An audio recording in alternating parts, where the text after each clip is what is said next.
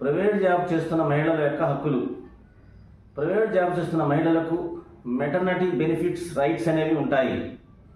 Maternity benefit act 1961 ప్రకారంగా, అంటే ప్రసూతి ప్రయోజన చట్టం 1961 ప్రకారంగా ఏదైనా కంపెనీలో కానీ సంస్థలో కానీ మహిళలు ప్రైవేట్ జాబ్ చేస్తున్నట్లయితే 80 రోజుల వరకు కంటిన్యూస్గా వర్క్ చేసినట్లయితే వారికి 2 సంతానం కలిగే వరకు 26 వారాల వరకు ఫుల్ శాలరీ అనేది వర్తిస్తుంది.